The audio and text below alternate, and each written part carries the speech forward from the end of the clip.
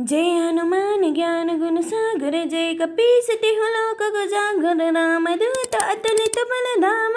अंजना के गर्भ में विकसित हो रहे हनुमान के खाने और खेलने की सारी विलक्षणता अंजना में उजागर होती रही, किंतु हनुमान ने इससे भी बढ़कर स्वामी की लीलाएं भी प्रकट किए। अंजना के स्वामी केसरी की कथाओं में अंजना के स्वामी नहीं, सारे जगत के स्वामी के, हम सब के स्वामी, श्यावले सलोले श्याम सुंदर। अंजना जानती थी कि गर्भ में बच्चे बात किए गए पल को सुनते हैं तो माता गौरी के आदेश अनुसार अच्छा ही सुनती थी, अच्छा ही बोलती थी और वो निरंतर अच्छा ही बोलती थी।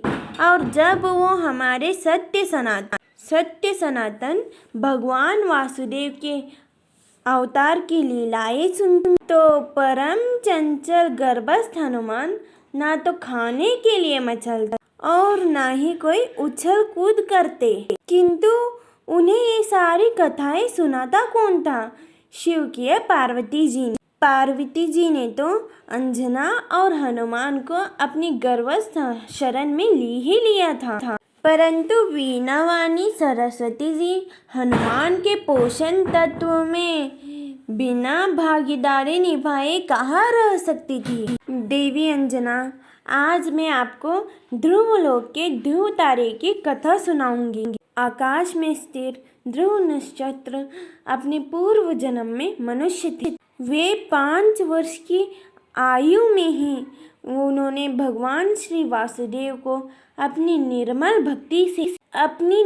भक्ति से प्रसन्न कर दिया और इस परम दुर्लभ पद को प्राप्त किया। ध्रुव के पिता राजा उत्तानपाद की 2 रानियां थीं। ध्रुव की रानी सुनीति वो बड़ी थी, किंतु राजा अपनी छोटी रानी सुरुचि के वश में थे। देवी अंजना, आप लेट जाइए, ऐसे बैठे रहने से गर्भ में रहने वाले शिशु को कष्ट होगा। राजा सदैव ध्रुव के सौतेली माँ और उसके पुत्र उत्तम के पास ही रहते।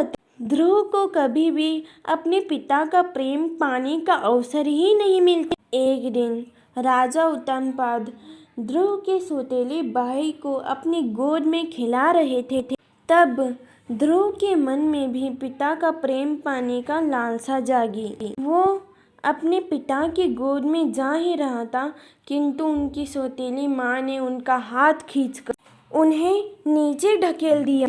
सौतेली माँ की कटु वचनों को ध्रुव के नेत्रों में अश्रु लाने का अवसर दिया। ध्रुव की माता चाहकर भी अपने पुत्र को उसके पिता का प्रेम दिला नहीं पाती। अगर ये वीडियो आपको अच्छी लगी तो इसे like and share and subscribe करें मित्रों। थैंक यू, धन्यवाद।